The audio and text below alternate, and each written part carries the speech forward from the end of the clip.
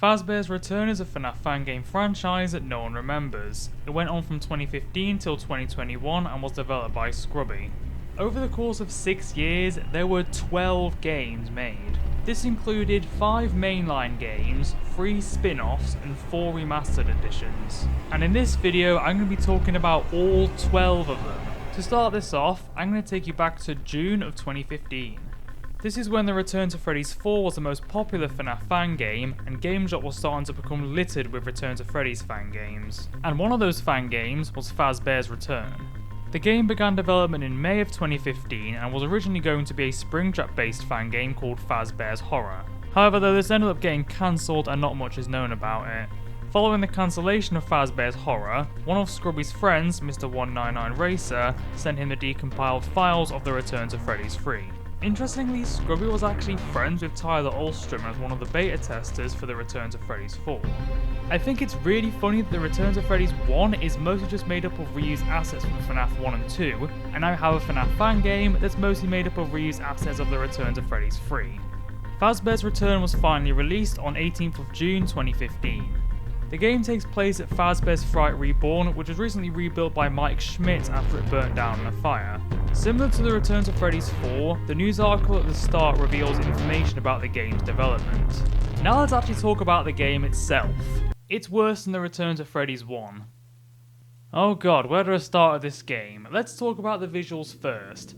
So as you can see, this game reuses the wall textures from the Return to Freddy's 3, which is a bit lazy, but it's not that big of a deal. The problem is that all the rooms are just completely empty. I'm not even joking, just look at them. The location of the game is just so boring, the office doesn't look much better either. Do the animatronics at least look interesting? No, they're just cucumbers. You have the main 4, Freddy, Bonnie, Chica, Foxy. They honestly look like a copy and pasted model, but they just stuck a different head on them. It's worth mentioning that the models weren't actually modelled by Scrubby, they were modelled by Insix. And I haven't even gone to the gameplay yet. You have 2 panels, the camera panel where you can view the cameras, obviously, and then you have the jammer panel where you can use the signal jammer on any of the animatronics. There's 2 hallways in your office, one on the left and one on the right. Freddy and Bonnie will attack from the left and Chica and Foxy will attack from the right. Whenever an animatronic is standing in the hallway, you gotta use a signal jammer on whoever's there. Every character does almost the exact same thing, the cameras are completely useless, you just have to wait for them to appear. That's how you win the game. Easy, right? Yeah, well no, because this game is broken as fuck. The animatronics have aggressive AI throughout the whole game, which does make sense considering how they all do the same thing. But it makes late at night insufferable as the animatronics just keep stacking on each other. And whenever you use a signal jammer, you have to wait about 10 seconds before using it on someone else. The animatronics actually have 2 phases while attacking. First is when they stand in the hallway, and shortly afterwards they'll run past you. The time it takes for the animatronics to progress in each phase, though, is completely randomised. It could take 5 seconds or it could take a whole minute. And it's quite common on later nights that you'll be attacked by 2 animatronics at the same time. And when that happens, you're kind of fucked. And sometimes you might get attacked by 3 at once, and it's technically possible for 4 to attack you all at the same time. And it really doesn't help that there's a glitch where the running animation doesn't even play sometimes. And speaking of glitches, sometimes the animatronics will run past the hallway, and sometimes they'll just walk through the walls because of a glitch. The soundboard is also a complete mess. It's just a mishmash of Return to Freddy's 3 and Five Nights at Freddy's 3 sound effects. They often just play a complete random for no reason. And it especially bothers me that the lurking sound effect from FNAF 3 is in the game and just plays at complete random. This really threw me off the first few times I heard it.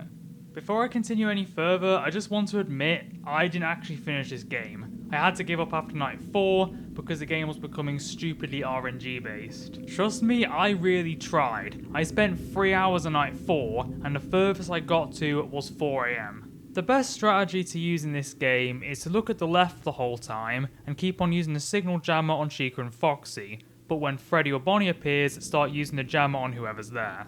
The reason why you should look at the left the whole time is because Freddy and Bonnie both appear on the right side of the hall.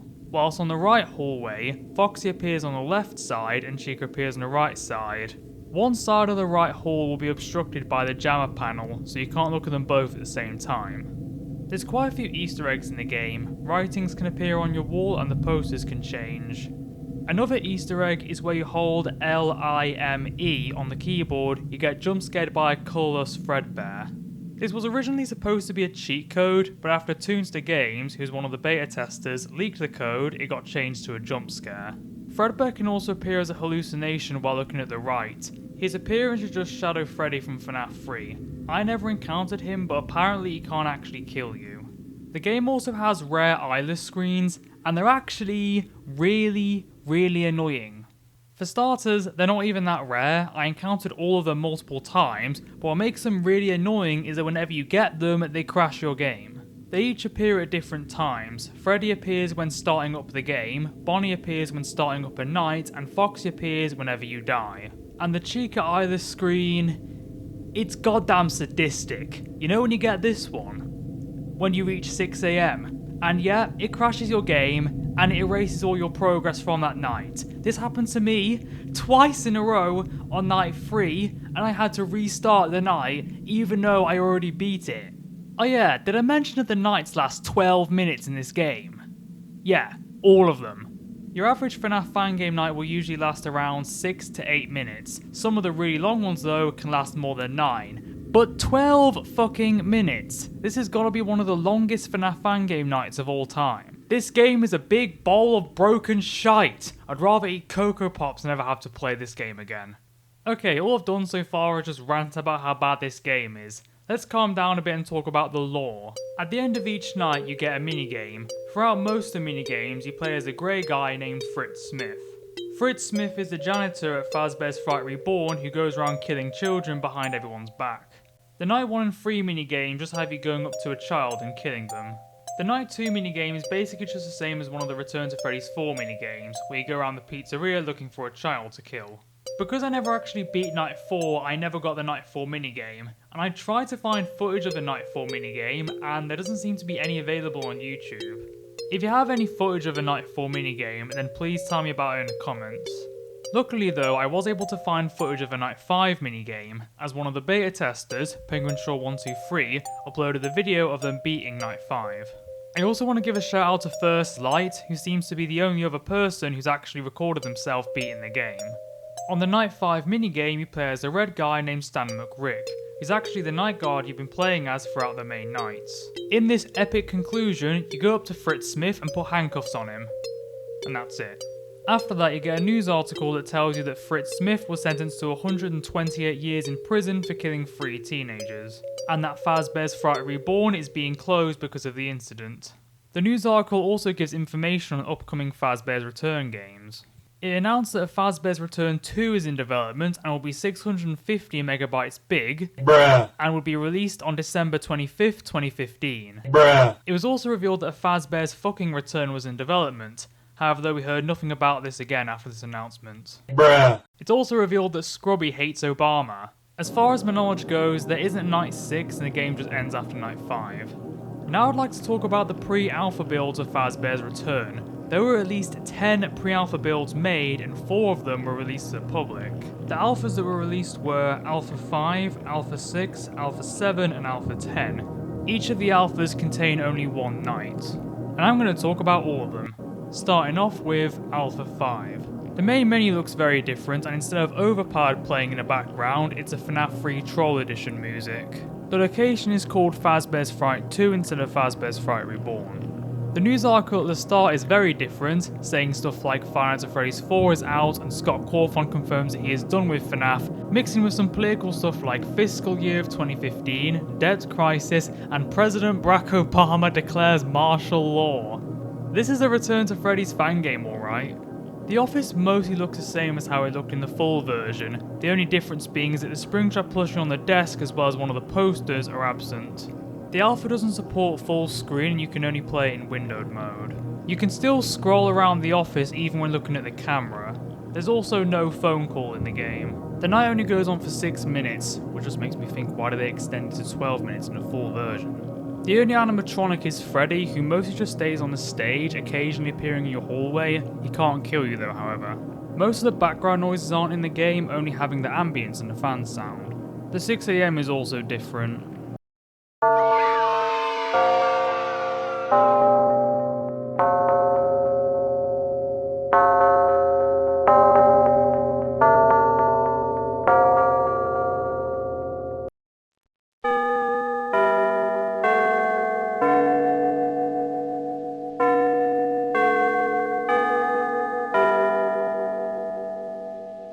It just gets stuck at 559 and never turns to 6, and that's the end of Alpha 5. Now let's talk about Alpha 6.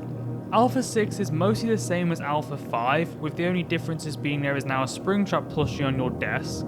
More background sounds have been added, the 6 AM is different, and there is also a minigame after you beat the night. In this minigame you play as Fritz Smith and just walk around the office. It's a very glitchy minigame, a table can just randomly appear and you can walk through the walls. The minigame appears to be unbeatable. Now on to Alpha 7. Again, it's mostly the same as Alpha 6, the only difference is this time being there is an extra poster in the office, the 6 AM sounds different.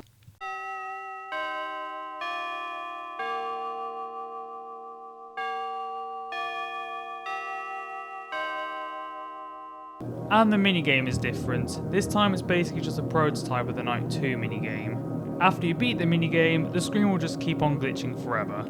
Now let's talk about the final pre-alpha that was released, Alpha 10. This one adds a lot compared to the other alphas. Welcome to Chaos now plays in the main menu. The news article has changed to the one that would actually end up being used in the full game. When you start the night, it says that you're playing Night 2 when you're actually playing Night 1. There is actually a phone call now which ends up being used in Night 1 phone call in the full game. Freddy can actually move around the cameras now, however he still can't kill you. The 6 AM sound has been changed yet again.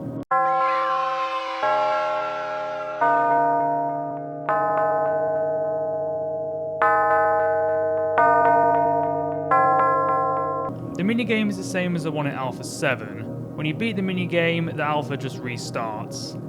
So that was Fazbear's Return 1. The reason for why this game is so bad is because this was actually Scrubby's first attempt at making a game on ClickTeam, and he didn't even know how to model at the time, hence why he got someone else to do it. And with all that said, this game was actually met with mixed reviews when it came out. There were many who criticised the game for being an uninspired Return to Freddy's clone, however there were quite a lot of people that actually quite liked it. But again, the Return to Freddy's 4 was considered to be one of the best FNAF fan games at that point, so that doesn't really mean anything. There were plans on there being a remastered version of Fazbear's Return, titled Fazbear's Return Reborn, however this got cancelled very early on in development. An unused ending screen shows that the game takes place in October of 2021. Originally though, the game was supposed to take place in October of 2015. The news article also shares information on the development of the second Fazbear's Return game. It was revealed that Fazbear's Return 2 would have original animatronics. This included an animatronic alligator named Joe and an animatronic wolf whose name hadn't been revealed yet. Joe was originally supposed to appear in Fazbear's Return 1, however though he was removed for unknown reasons. Now let's talk about Fazbear's Return 2. The game began development right after the release of Fazbear's Return 1. Fazbear's Return 2's development was quite rough. It was made in collaboration with TJ Didio and Wolf. Scrubby did the programming, Wolf helped animate, and TJ was supposed to do the modelling. TJ was apparently lazy during development, and when he was asked to model Cam 2, he just copied Cam 1 but mirrored the angle. This eventually led to an argument between Scrubby and TJ would get dropped from the project. TJ originally modelled Joe, but this model never made it into the full game. His only models that made it into the full game were Cam 1 and The Office. After that, Scrubby would model the rest of the game. I mentioned earlier that the game was supposed to have 650 megabytes worth of storage, but in the end it didn't even have 300. This is because the game ended up reaching ClickTeam's limitations and the game kept on crashing. This led to 4 animatronics being removed from the game, those being Chica, Foxy, Fredbear and Spring Bonnie.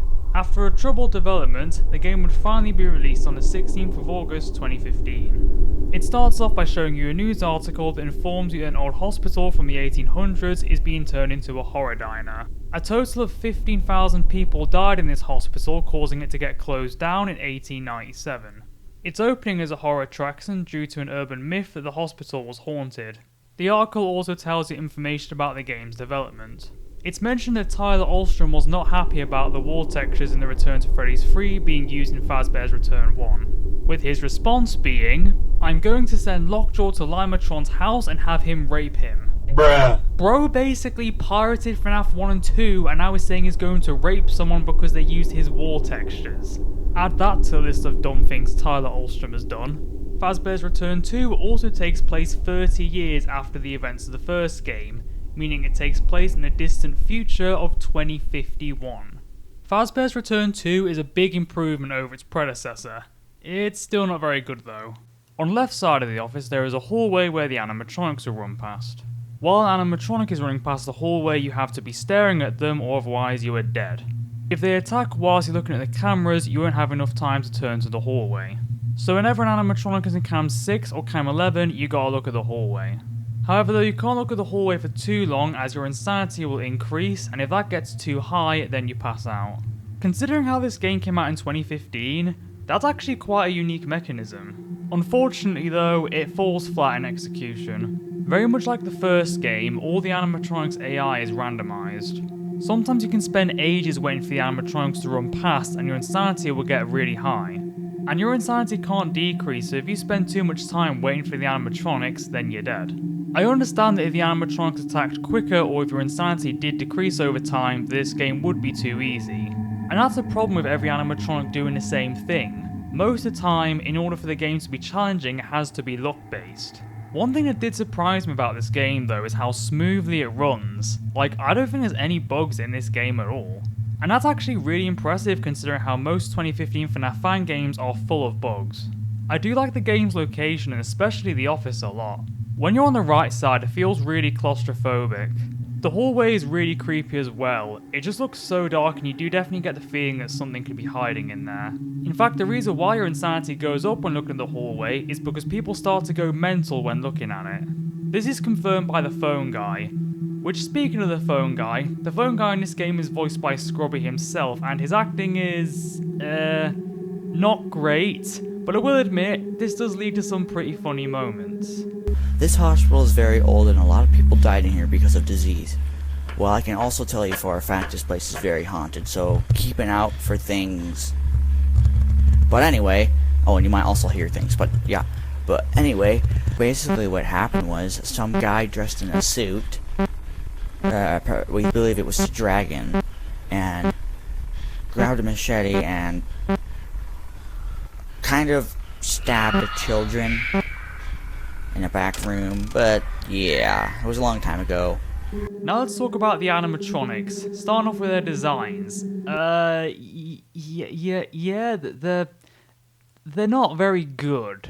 Let's just talk about each animatronic individually. First, there's Joe the alligator, who's probably the worst looking animatronic in the game. His legs are way too small, his head is way too big, and his body is way too round.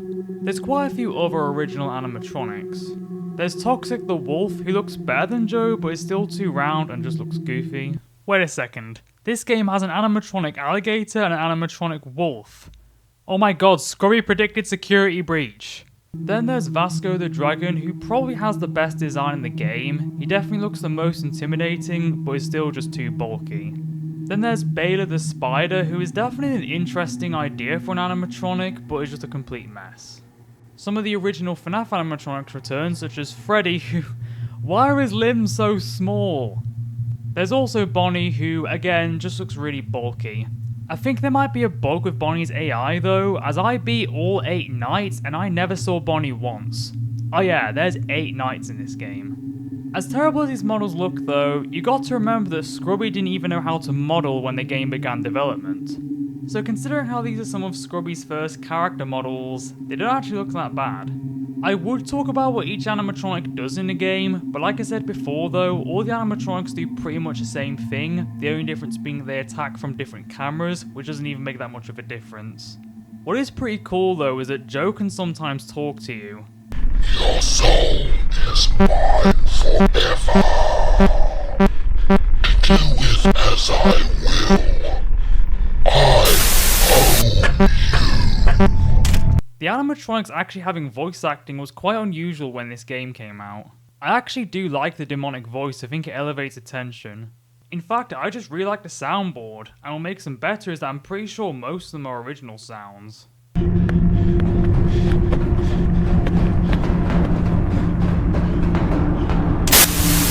Now let's talk about the lore. The new animatronics, Joe, Toxic, Vasco and Baylor, are from an old location that dates back to the 70s. It is mentioned that multiple murders occurred in this old location. Wait a second, this game takes place in 2051. It is mentioned that one of these murders took place in 1974, so that means that these animatronics are at least 76 years old. And if you think that's crazy, it is said that the Joe animatronic has been around since the 1960s, which means that he is well over 80 years old. I would question why an animatronic this advanced exists in the 60s, but I'm more interested in how an animatronic is still functional after over 80 years. At the end of each night, you get a minigame. In these minigames, you play as the blue guy named Zach. The night 1 to 4 minigames are all just Return to Freddy's 4 minigame copies, but instead of killing children though, you're tampering with the animatronics. The night 5 minigame is a bit more interesting. You walk into a room which has Joe and a crying child. You then tamper with Joe, and then Joe bites the child's head. You then get a news article that says that an animatronic has bitten a kid in the frontal lobe. The kid did not survive and animatronics are being banned as a result of this. There is also a criminal investigation going on at Fazbear's Horror Diner, as it is believed the animatronic was tampered with. It also tells you about the development of Fazbear's Return 2 as well as the development for the upcoming Fazbear's Return 3. We'll talk about that a bit more later. After that you unlock Night 6, and the Night 6 phone call is honestly 10 out of 10. So we're probably gonna get shut down for this, but yeah, we'll probably have another location. Probably in space, maybe. I don't know. Well, it was nice knowing you guys. I'm probably gonna have to go to jail because I was my idea to open this attraction, but thank you for taking time to listen to this message and good luck. On the Night 6 minigame, you find the ghost of the dead child who got bitten, and it ends there. Then it shows you an eerie image of the animatronics' heads on the floor. Now on to Night 7. At the start of Night 7, you get a distorted phone call. I don't really understand what this is supposed to be, because the phone guy doesn't die in this game. In the Night 7 minigame, it shows the ghost child possessing the Joe animatronic. And that's it. Then it shows an eerie image of Joe lying on the floor. And just when you think it's over, you go into the extras menu and find there's a Night 8. It's just a harder version of Night 7, nothing interesting, no phone call, no nothing. The Night 8 minigame has you go up to a dead child and that's it. Then it shows you an eerie image of Joe lying on the floor. Hold on, am I repeating myself here? So that's Fazbear's Return 2. It's kind of a mixed bag, to be honest. I like a lot of stuff about this game, but there's obviously some stuff I don't like. One of them being the gameplay, the most important part. But you know what? A mixed bag is quite impressive for a 2015 FNAF fan game. And the difference between Fazbear's Return 1 and 2 is night and day. The news article that you get after beating Night 5 tells you there's a Fazbear's Return 3 in the works and that will be a free roam FNAF fan game and might have Nightmare Joe. And we are now going to be talking about Fazbear's Return 3. The game began development in July of 2015 before Fazbear's Return 2 even released. The original plan was for there to be 4 Fazbear's Return games, however one of Scrubby's friends told him that he was overworking himself and should end it after 3. So Fazbear's Return 4 was temporarily cancelled. That's not a spoiler by the way, I said at the start of the video. Fazbear's Return 3 was originally supposed to be a free roam point and click game similar to this location. That was a very ambitious idea at the time, as to my knowledge there were no FNAF fan games quite like that. However though, this would never happen due to development drama that almost led to the game's cancellation. This drama once again involved TJ DiDio. TJ was very bitter about being dropped from the development of Fazbear's Return 2, going on to say that Scrubby's models suck and that Fazbear's Return 2 should be cancelled. Apparently what happened is for the original Fazbear's Return 3, Scrubby took inspiration from TJ DiDio's upcoming FNAF fan game, The Last Night at Freddy's. After TJ found this out, he said to Blackout that Scrubby was copying his game. For context, both Scrubby and Blackout helped out with The Last Night at Freddy's. Apparently Blackout then made an article trashing Scrubby. The article has since been deleted, but from what I've heard he called him out saying that he just makes Return to Freddy's clones. This led to the original Fazbear's Return 3 being cancelled. Scrubby eventually decided to continue working on Fazbear's Return 3 after Ferguson the Shuffler and Wolf encouraged him to do so. However, it would be very different to what the game was originally intended. The new version of Fazbear's Return 3 will be released on the 15th of September 2015, after just 3 weeks of being in development. It starts off by showing you a news article saying that Joe's Pizzeria and Funhouse is looking for a night guard after numerous murders have occurred, and as usual it tells you information about the game's development. Joe's Pizzeria and Funhouse is the old location from the 70s mentioned in the second game. I said earlier that this game was made in just 3 weeks, and yeah, you can really tell this game was rushed. How this game works is that there's 2 hallways on your left and right. The animatronics will peek in through the office. When they do this, you have to stare at them until they leave. This is how all 3 of the animatronics act, and the cameras are pretty much useless. Literally all you have to do is keep looking to the left and right the whole time, and there you go. Originally, Bayla was supposed to make a return in this game, and what you had to do is watch her in cam 3. However though, she was never actually programmed. But what I find really fucking strange though, is that the phone guy talks about Bayla as if she's an active threat. She hates being watched on camera, so she'll like go away, but if you see her, I don't know where she actually starts. Like sometimes she'll be in the parts and service room, and sometimes she won't be. But she hates being watched, so if you keep watching her on the cameras and stuff while watching the other animatronics, you should be fine. The animatronics that are actually active are Joe, Toxic, and Vasco. They're all just the same model but with a different head, colour, and texture, which is another symptom of the game being rushed. When you put that aside, they look better than the animatronics in Fazbear's Return 2, but they look super goofy. What's with their overly bulky design? They look like pillows. As far as gameplay goes, they all do pretty much the same thing. Joe attacks from the left and Toxic and Vasco attack from the right. Now let's talk about the location. It's pretty good, honestly. Scrubby tried to make the game distinct from the Return to Freddy's, and I think he succeeded. The pizzeria does give off an eerie liminal space vibe. What really makes the game scary though are the sounds. My god, these sounds are scary.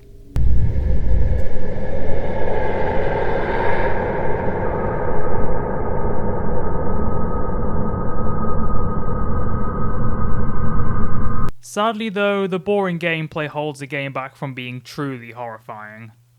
Okay, now let's talk about the story of the game.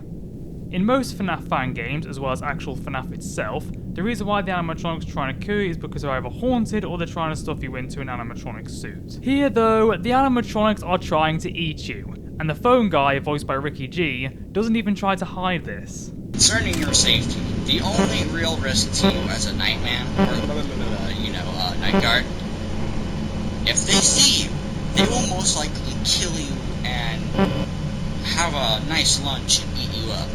So, knowing where they are is key, because if you don't know where they are and they come to your office and you're not looking at them, you're gonna you'll be a nice sandwich for the animatronics. Hello? Hello? You're doing actually really good. Most people don't last as long, as they most likely become a sandwich to Joe's collection.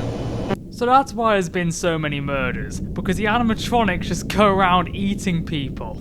And the phone guy seems to be very used to this. Oh yeah, I gotta go. I hear some screaming. I think someone's getting murdered, but I gotta talk to you later. Goodbye. So many people get murdered here that it's not even a shock anymore when it happens. How many people have died here? And we've had 20 murders at this place, and surprisingly you haven't been shut down. Well, at least he acknowledged how ridiculous it is that this place is still open. Oh, and how the fuck are animatronics from 1974 so advanced that they've developed a mind of their own? And what's even more silly is that the phone guy mentions that there's an even older location from the 1950s. God, this game's lore is so stupid, but I kind of adore it. Now let's talk about the minigames. If you're expecting a minigame where you play as the animatronics and go around eating people, you'd be disappointed. The night 1 to 4 minigames are literally just the Return to Freddy's 4 minigames, the only difference being is that no one slips over soap.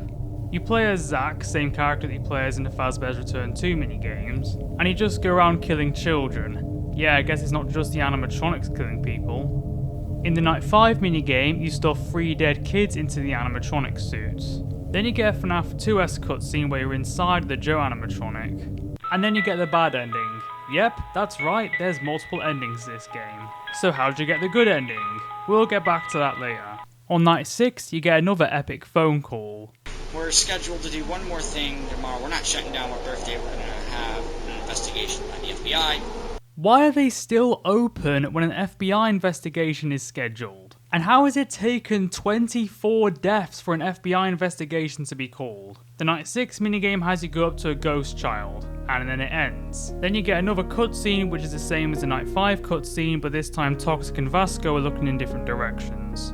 And then you get the good ending. Yes, that's right, you get the good ending by just beating Night 6. Why are they even called the good ending and the bad ending? They're the same thing, there's no difference. Why doesn't anything make sense in this game?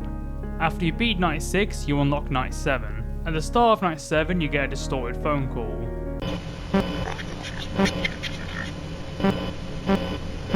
Again, I don't really get what's happening here since the phone guy didn't die. I'm honestly shocked that the phone guy didn't die considering how common murders are here. On the Night 7 minigame, it has you walk around the pizzeria.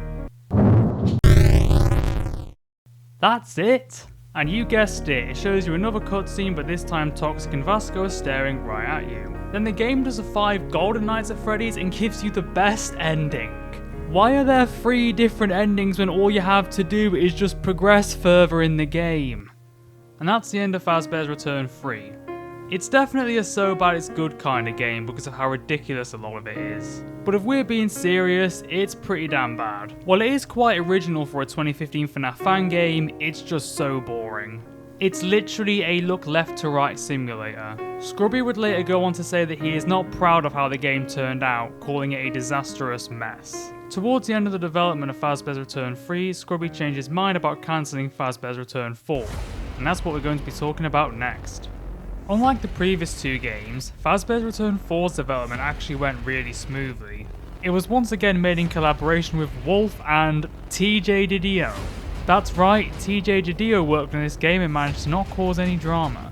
At some point, Scrubby and TJ became friends again. He helped create the new animatronic, Nightmare Joe.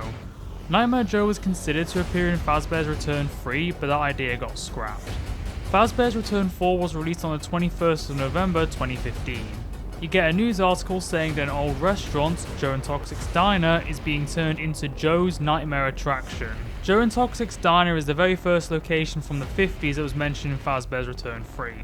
It also tells you that there will be one more Fazbear's Return game called Fazbear's Revenge. Although this is the only source that mentions a Fazbear's Revenge, and something that happens later on in the game contradicts this. So I'm guessing that the idea was cancelled during the development of Fazbear's Return 4. Now I've made it clear that the first 3 Fazbear's Return games are not very good, but I actually kinda liked Fazbear's Return 4. I really like the visuals, it gives off a really hellish atmosphere. This atmosphere is also accompanied by a really terrifying soundboard.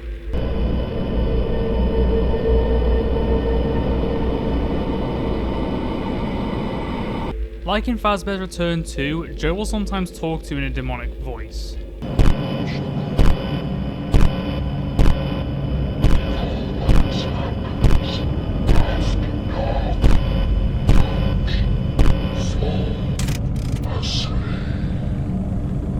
Nightmare Joe is actually the same Joe animatronic from Fazbear's Return 2. In fact, let's talk about Nightmare Joe. His design is still not great, he looks like a Return to Freddy's character. However though, he looks a lot better than how he looked in the previous 2 games. This time he actually looks intimidating. He's also somewhat of a hybrid animatronic, as he has Toxic's head on his shoulder. Now let's talk about the gameplay. So Nightmare Joe is the only enemy in the game.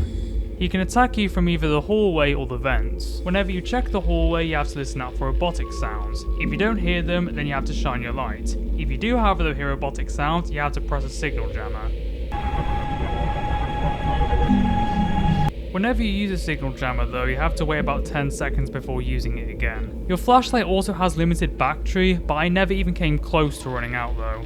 It's not as scary as listening for the breathing in FNAF 4, but it still has that same kind of anxiety. And whenever Nightmare Joe appears in front of the hallway, it makes me jump every time. Joe can also attack from the vents. Cam 3, 4, 9 and 10 are all vent cams. Whenever Joe attacks, he'll first either go into cam 9 or 10. When he goes into cam 9, his next step is 3. When he goes into cam 10, his next step is 4. After that, his next step is the office where he eats your face. To stop him from doing this, you have to seal either the left or right vents, depending on which side he's on. I'd recommend sealing the vent whenever he's in cam 9 or 10, as you don't know how long you've got left until he makes his next move. I'd also recommend sealing one vent at all times, as Idiot Joe will sometimes go into a closed vent like the stupid amphibian that he is. Like I said before, Nightmare Joe is the only enemy in the game, and that's definitely its biggest flaw. What is quite interesting about Nightmare Joe is that his AI is 100% randomized, so Night 1 might actually be harder than Night 5. That's certainly a very interesting idea, but I'm afraid it's not a good one. The problem is, I never really found this game to be that hard. It's pretty much just medium difficulty throughout. What doesn't help as well is that there is 8 nights in this game. 8 nights! That's way too long for a FNAF fan game when there's only one animatronic. Funnily enough though, there were actually 2 animatronics that ended up being cut from the game, Plush Joe and Plush Toxic.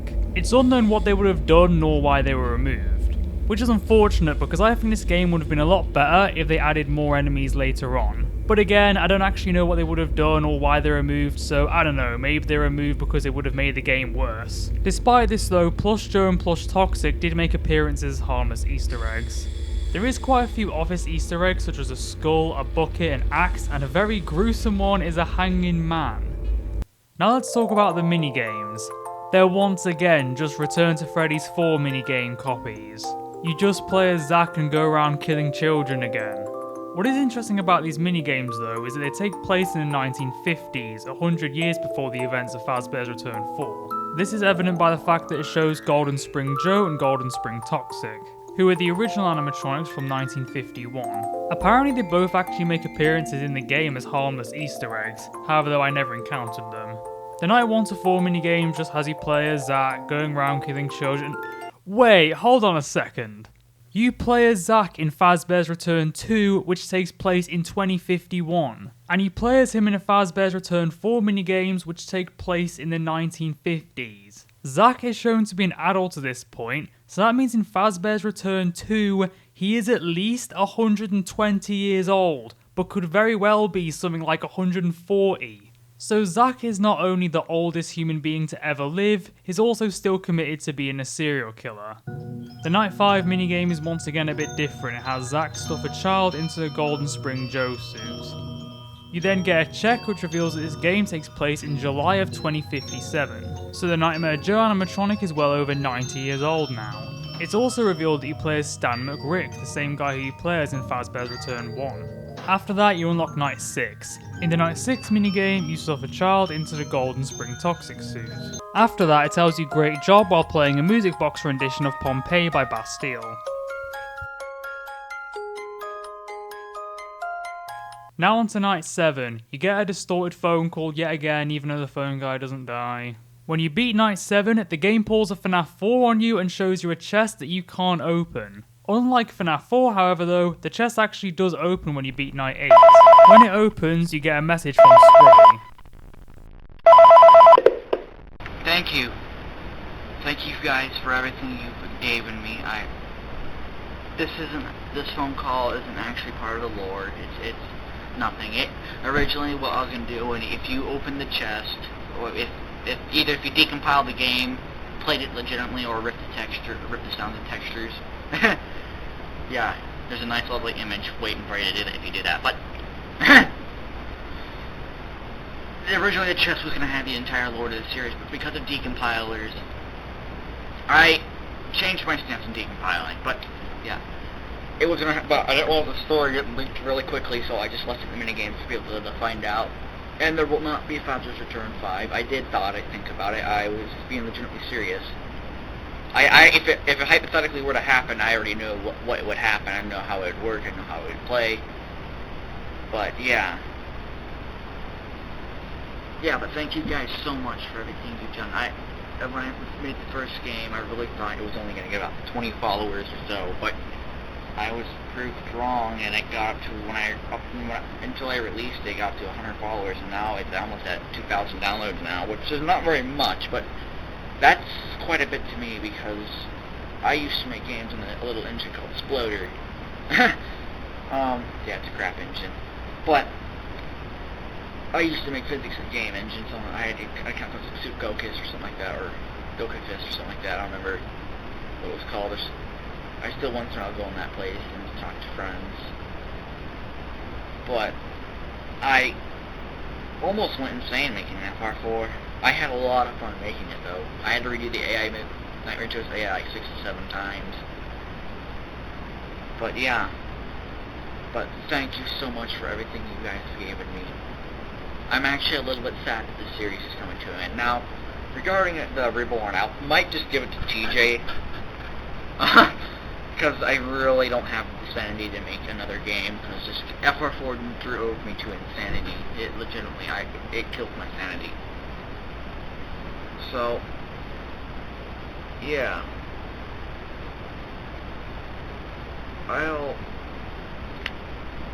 Yeah, but thank you so much guys for everything.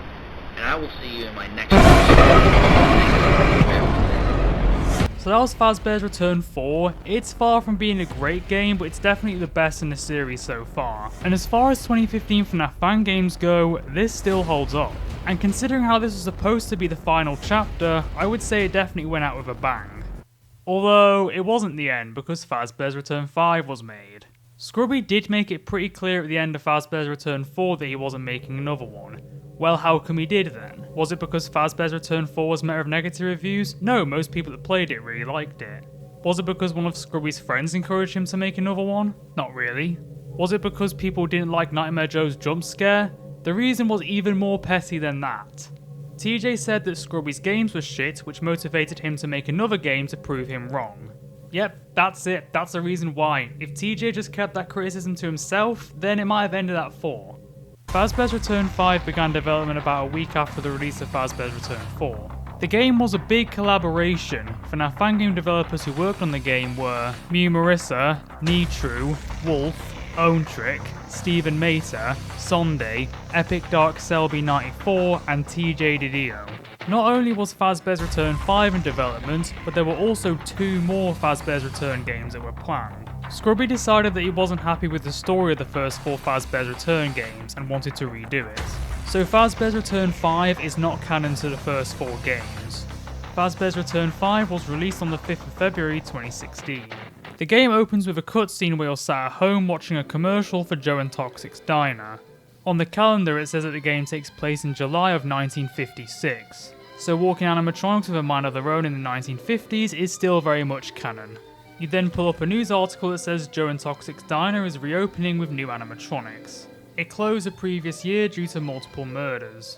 For an early 2016 FNAF fan game, this honestly looks really good. This was one of the late 2015, early 2016 FNAF fan games that proved that FNAF fan games can be on the same level of quality as actual FNAF, if not even higher. This time I'm going to talk about the animatronics quite early on, because in this game, the animatronics actually work differently to each other. You have the main animatronics, Golden Spring Joe and Golden Spring Toxic. I think their designs are okay, they look like lemons, but they do have that creepy vintage animatronic look to them. There's 2 hallways in your office, one on the left and one on the right. You have to use your flashlight in order to see what's in the hallway. Joe will attack from the left and Toxic will attack from the right. You don't actually have to do anything when they're in the hallway, as when they're in the hallway it's just a warning. In true Fazbear's Return fashion, there's no consistency as to when they're going to attack next. It could be 10 seconds or it could be a million seconds. They'll eventually appear in your office. When they do this, you have to wear a spring-locked mask.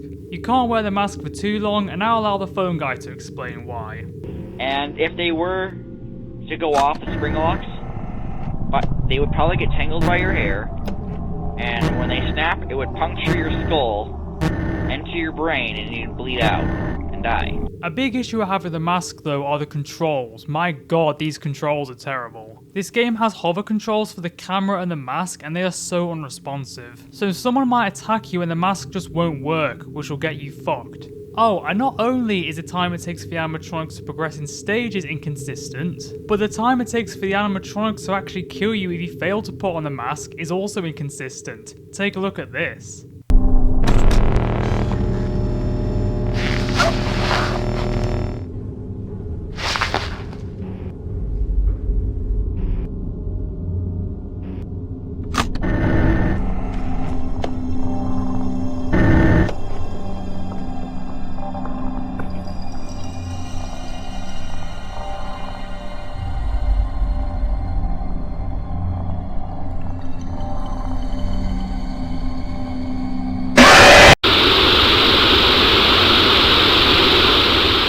Another animatronic is Golden Spring Vasco, who works differently to the other Golden Spring animatronics. He becomes active on night 3 and will only attack from your left hall. When he's there, you have to shine your light at him for about 2 seconds. However, he'll attack a lot quicker than Joe and Toxic. Then you have the original animatronics, Spring Joe 07 and Spring Toxic 07. These animatronics sure do look terrifying, but they're also a complete mess. These were the old animatronics that were replaced after kids were found inside them. Both of them become active on night 2 and work mostly the same, the only difference being they have different movement patterns. On your monitor you have an electron pulse jammer. Whenever one of the spring animatronics are outside of cam 4, you can use the jammer on whatever camera they're in. This will make them move back by 1 cam. Whenever you do this though, you are defenseless for about 15 seconds. Fazbear's Return 5 actually has a crossover with TJ's FNAF fan game, The Last Night at Freddy's, which came out in December of 2015. I actually made a whole video on this game, so if you're interested in knowing more about it, I'd recommend watching that. In the left hallway you can see Dave the astronaut's head, and in the right hallway you can see Callie the panda's head. Callie was supposed to make a cameo in Fazbear's Return 4, but that ended up getting cut.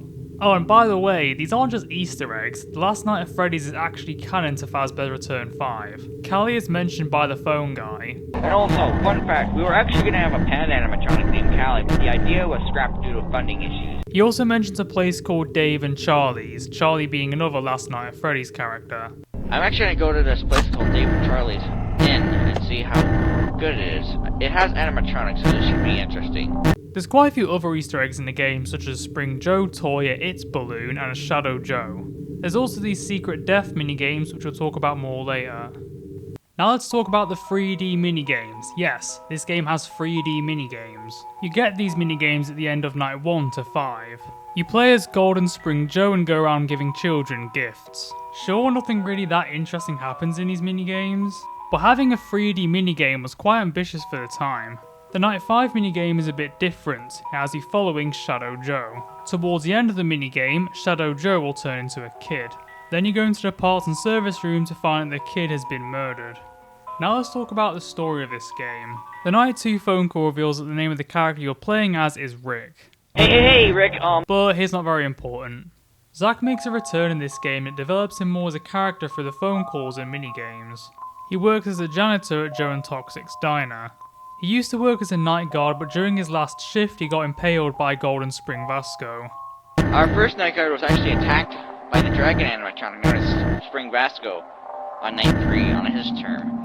Yeah, that was one of the reasons why we put him out of service. Yeah, he got impaled by the horns of Spring Vasco. It's revealed that Zach actually got trialed for one of his murders, but there wasn't enough evidence to prove that he's guilty. Zach was also a World War II veteran. During battle, Zach's close friend died. Zach almost died after getting shot. After this, he lost his mind and started a murder spree. The near-death experience and loss of his friend still haunt Zach. Genuinely sad fact here, Scrubby mentions in a news article at the start that he himself actually had a near-death experience 5 years prior to the release of Fazbear's Return 5. Following the near-death experience, he developed PTSD. During the development of Fazbear's Return 5, he experienced night terrors and paranoia. This is reflected in 2 secret minigames.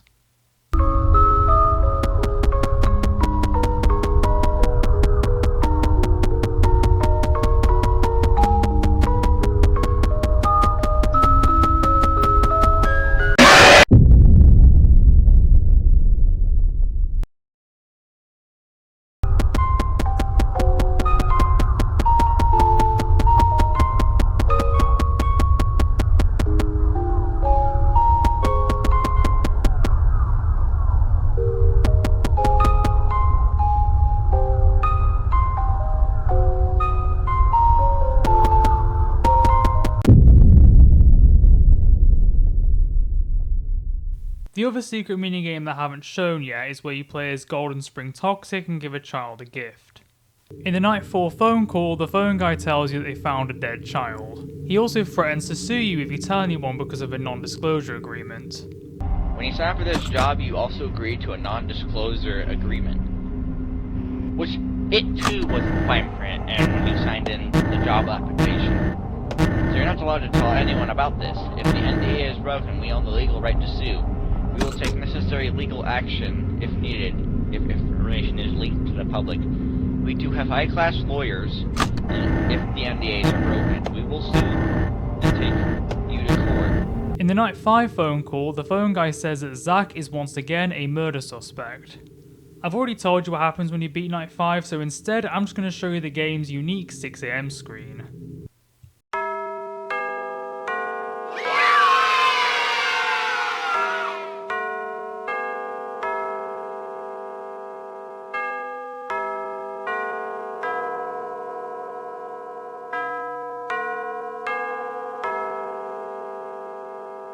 And of course there's a Night 6. When you beat Night 5, you're rewarded with a plush Joe in your office. On Night 6, the room is noticeably more dark than it usually is. The phone guy informs you that Zach has gone missing. So we cannot find Zach or the killer or anything, huh? Yeah, this is kind of fishy. We have told the police and we are investigating this. He also tells you that Joe and Toxic's diner is still open whilst undergoing investigation. So at the moment we're still open. You can still get pizza here if you want. Mate, we've been through this before. Why are you still open during an FBI investigation, especially when there's a fucking killer on the loose? When you beat Night 6, the credits roll.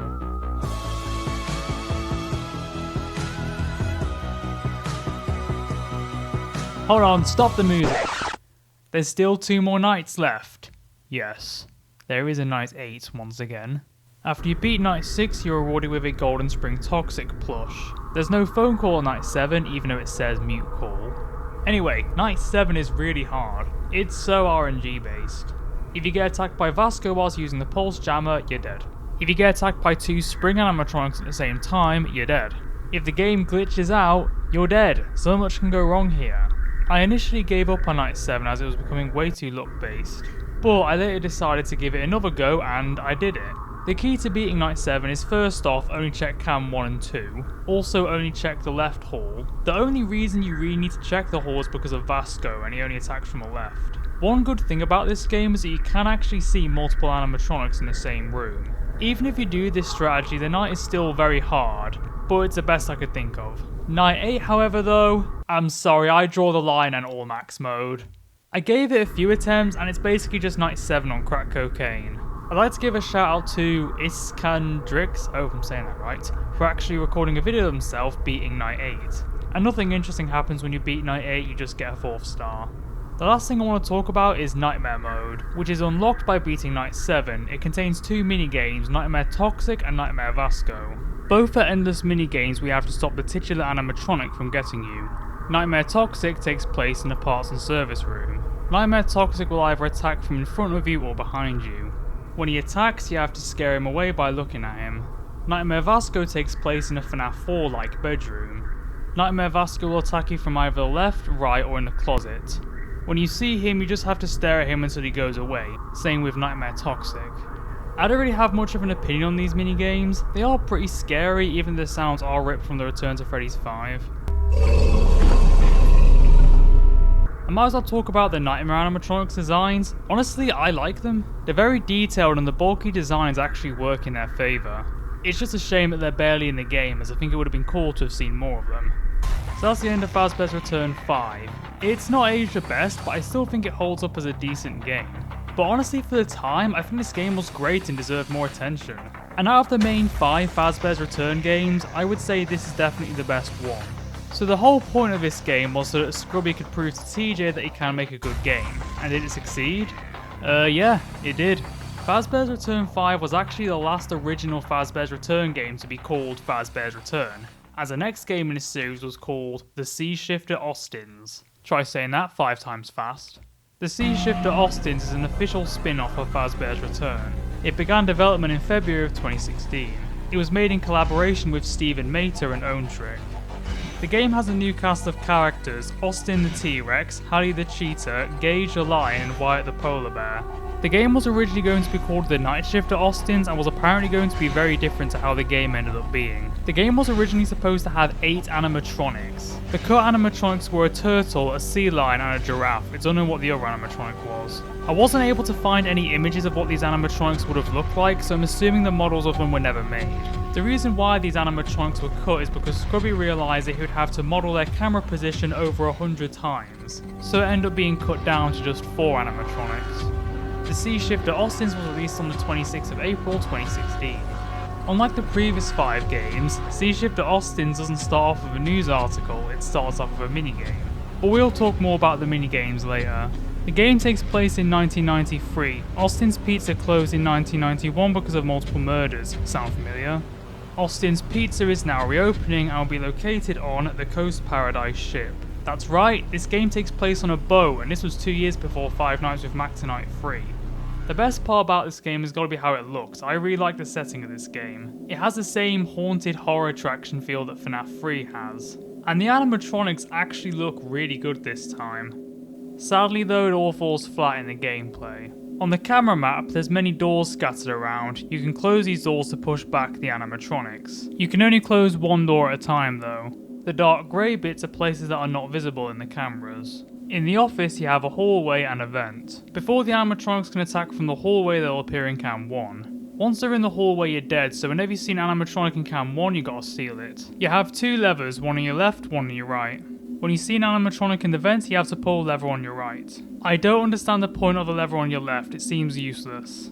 These aren't bad game mechanics, but it's the execution. If you've played this game, you'll know just how slow moving the animatronics AI is. I played through all 8 nights and I could have sworn that I never got attacked by Austin and Gage, and yes, there is a night 8 once again. When you have just 2 gameplay mechanisms and all the animatronics do the same thing, they've got to have quite aggressive AI. But here they just don't, and it just makes the game really easy. To top all of this off, there is an exploit. You can just close the door in cam 1 the entire time. You still have to look out for the vents, but as far as the doors go, you can just keep cam 1 shut the entire time. And the cheeky fucker on the phone tells you not to do this because it won't work. And do not close camera 1's watertight door at all times. They can actually take the door and hop around into one of the vents into your office, so that'd put you in a dangerous situation. So only use that if it's absolutely necessary. Don't always listen to the phone guy. There's quite a few Easter eggs in the game. There's these shadow animatronics who commonly appear in your office, they don't do anything though.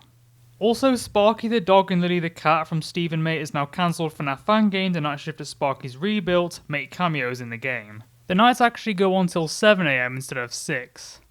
Alright, let's talk about the story now. You once again learn more about Zach. Here you find out that he's actually a CIA agent and contracted killer. It's also revealed that he was actually the owner of Joe and Toxic's diner, which doesn't really make sense because in Fazbear's Return 5 it said that he's only the janitor. Zach and his friend Marcellus set up Joe and Toxic's diner with the intent on killing children. Basically what William Afton did. Now let's talk about the most bonkers thing about the entire Fazbear's Return series. For those who are familiar with the lore of Fazbear's Return, you've probably been waiting for me to talk about this. Another detail about Zack that we find out in the Sea Shift at Austin's is that he assassinated US President John F. Kennedy. Bruh. Bro, why does this FNAF fan game have JFK tie-ins? And in true Fazbear's Return fashion, the phone guy just casually tells you this. Apparently he was hired into killing kids, and apparently he killed Kennedy. We're not so quite sure about this, but we're gonna do more research. Apparently he was at the Gracie in 63 when Kennedy was shot. So, we'll look into this more later on, but if this is true. And get this, in 2020, the game was updated. The update was titled as the JFK update, where if you press JFK on the keyboard while in the main menu, you'll access a secret minigame.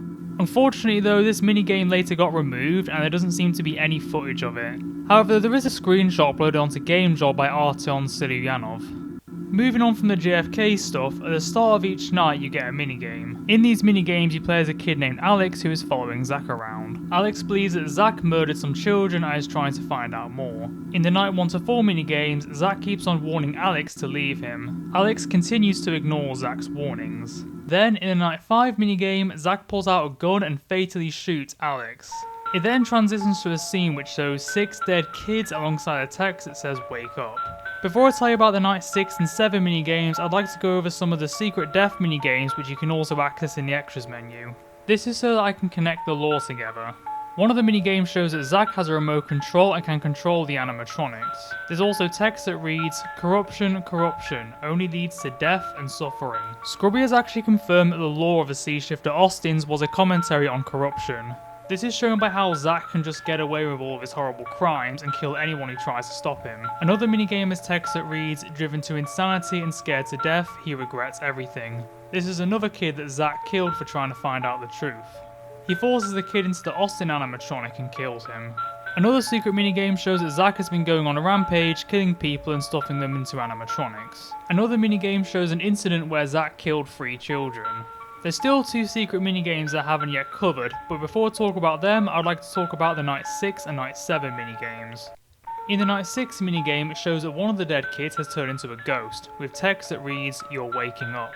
Before we get to the Night 7 minigame, I'd like to show you the Night 7 phone call, which seems to be some CIA introduction or something. We are opposed around the world by a monolithic and ruthless conspiracy that relies primarily on covert means for expanding its sphere of influence, on infiltration instead of invasion, on subversion instead of elections, on intimidation instead of free choice, on guerrillas by night instead of armies by day.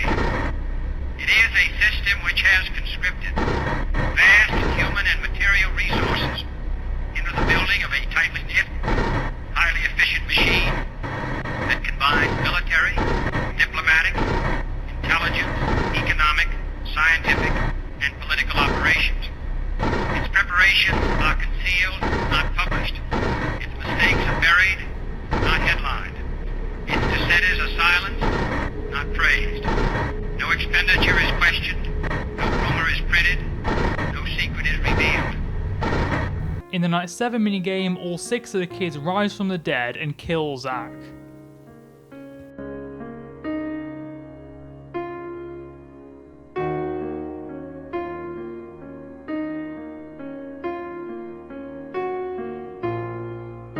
This ending is foreshadowed in 2 secret minigames which shows the souls of dead children being freed. I don't really understand though what freed them. The text in one of the minigames, "I'm sick of being a puppet," implies that they just decided they want to get revenge.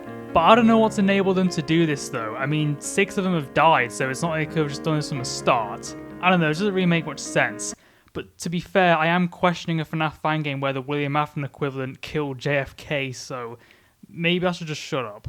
However, though, it's not the end though, because there's a Night 8. When you start the night, it gives you the option to mute the non-existent phone call. When you beat Night 8, the credits roll.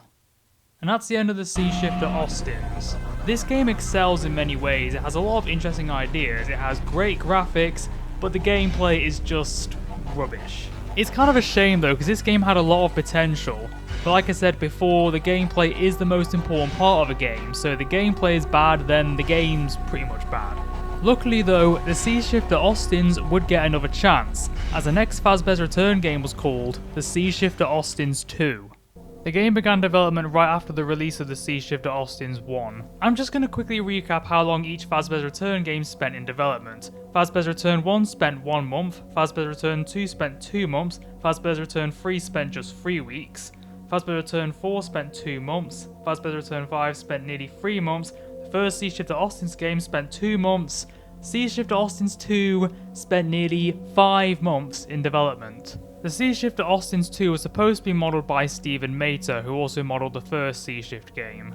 However though, during development, his internet went out for multiple months which made him unable to work on the project. Because of this, Sea Shifter Austin's 2 was put on hiatus. During hiatus, Scurry would begin working on a new project, the Fazbear's Return Classic Saga. This was going to be a hub which would contain the first 5 Fazbear's Return games. However though, following its announcement, there would be no more updates on the project. Eventually, Sea Shift 2 would get back in development and Owntrick would take over the modelling. The Sea Shifter Austin's 2 would finally be released on the 17th of September 2016. Unlike the previous games, when you press new game, it just shows you straight into night 1. At the start of each night, it shows you a loading screen of Joe swimming. I don't know why, but I just find this really funny. The game takes place in 2003 at Austin and Joe's aquarium. The game tells you what you're supposed to do for an instruction book rather than a phone call. Sea Shifter Austin's 2 is often considered to be the best in the Fazbear's Return series, and when it came out, some even considered it to be one of the best FNAF fan games of all time. And I agree, Sea Shift 2 is the best in the series. This game is very distinct from any other FNAF fan game. This doesn't really feel like a haunted attraction, it feels more like purgatory. The graphics aren't really much of an improvement over Sea Shift 1, but I actually think that works well in its favour. It just adds to this creepy, forbidden atmosphere. Also, the animatronics will sometimes talk to you. Opposed to secret societies, the secret oath. This game also has one haunting game over screen.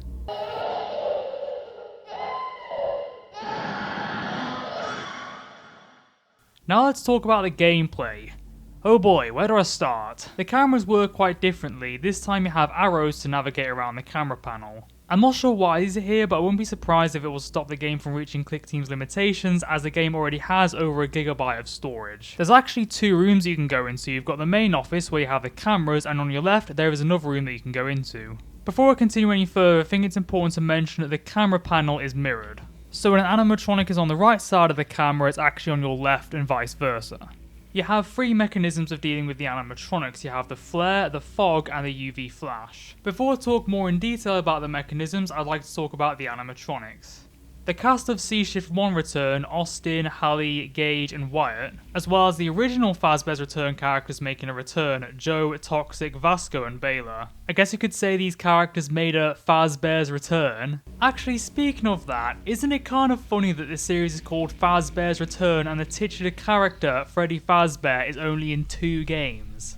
Anyway, back to the animatronics. I mentioned before that the Sea Shift characters all look really good, and I can now finally say that the original Fazbear's Return characters actually look great. Rather than just looking like giant plushies, they actually look like creepy animatronics. Now finally onto what the animatronics actually do.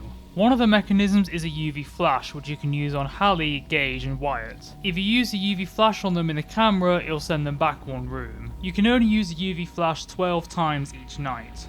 There's also the flare, which you can use by pressing F. The animatronics will attack from the hallway in front of you. When an animatronic is in cam 1 or 2, the next step is a hallway.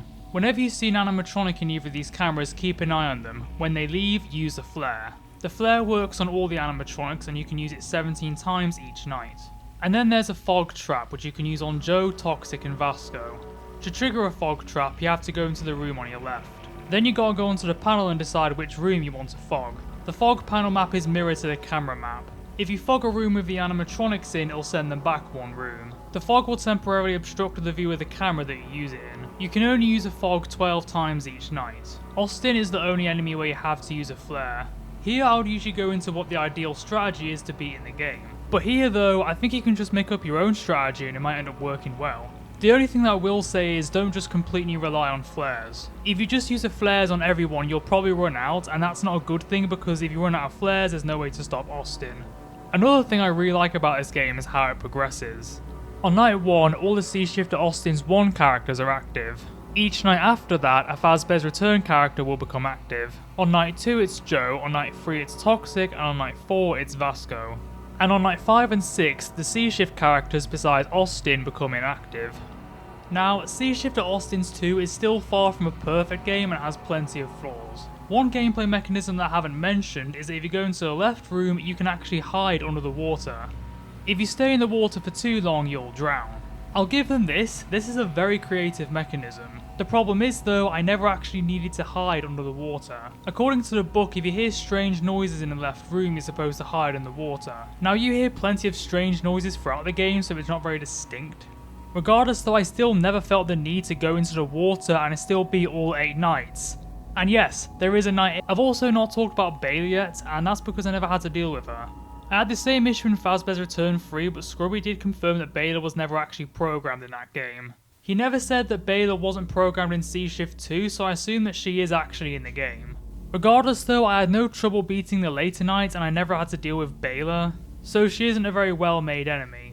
Now, I did a bit of research and I wasn't able to find footage of anyone actually beating Night 8. So I don't know if Night 8 is considered this hard challenge at all by the Fazbear's Return community. And if that is the case, I'm not sure if you're ready to hear this, but I actually beat Night 8 on my second attempt. And that's because I'm the greatest Sea Shifter Austin's 2 player in the world.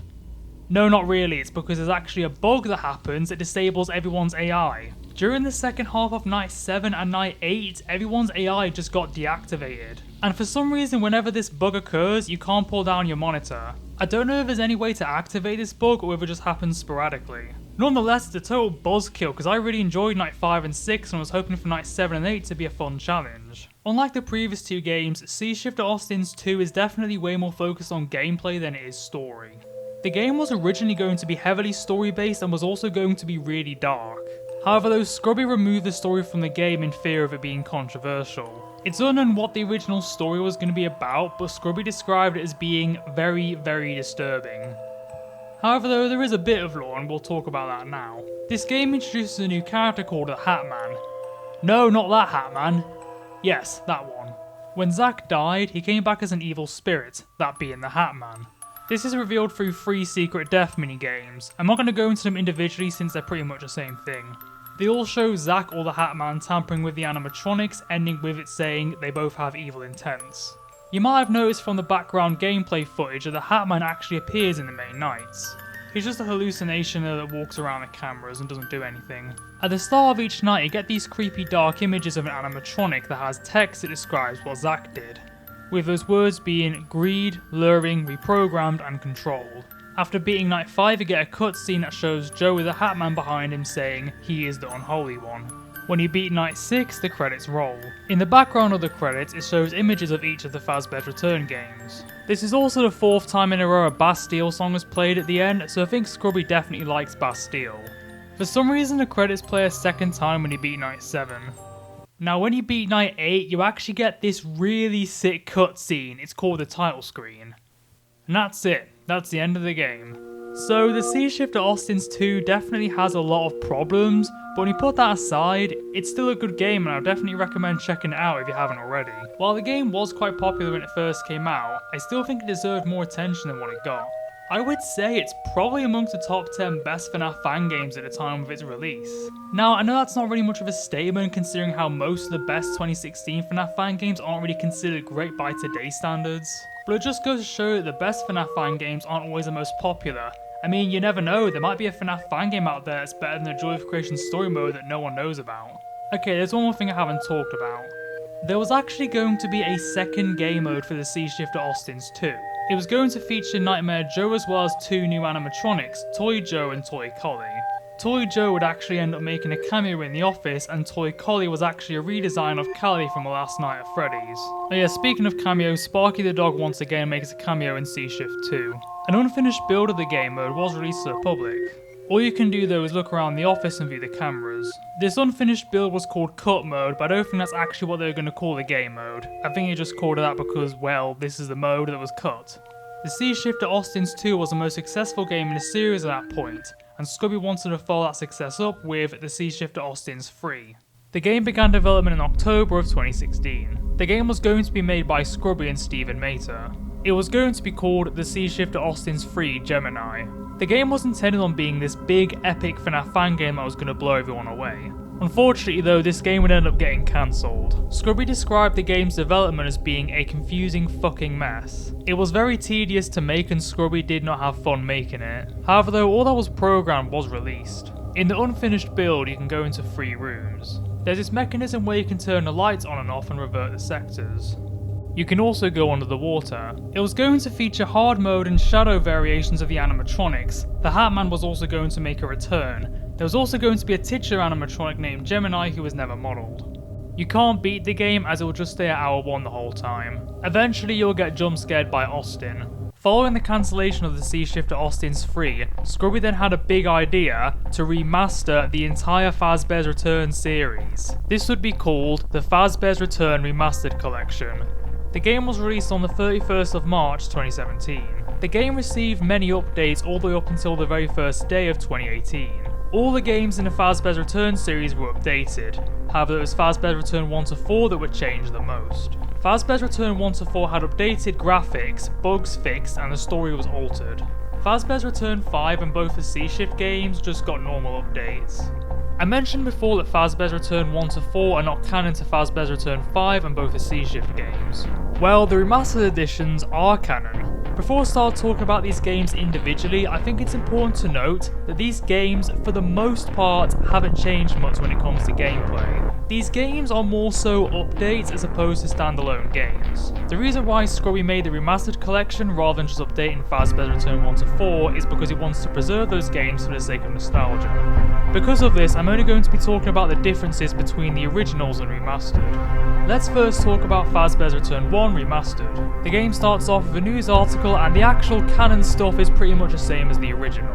The other stuff mentioned in the news article are honestly too good to skip over, so I'm going to go through the whole thing. Right, one of it says, FR the cow needs to die. It is on heavy life support and I keep making new FR games. Help, FR the cow is dying and I'm milking my games, lol pranked. No FR8, no SS3, no more. I think TJ needs to abuse me. What is when and why is when? Who are you? Why are you reading this nonsense? Get a life pranked. Joe touches in my sleep. Don't be a TJ. TJ's love. TJ's life meme. Hashtag support Togo. What the fuck? Joe does not like being watched. This is random spam. I hate Hillary. Get Halo 5 Forge now. Sunday sends me weird things. Austin is in FNAF world. Me, I still hate dust. More memes, please. I steal memes. Steven made me his bitch. Here is a short story. TJ stepped on Joe, so Joe ate TJ. Joe started to feel funny and got sick and threw up after eating TJ because he was too salty for Joe. I hate Obama. Just call me daddy. Who's your daddy? What? Don't throw your... Don't...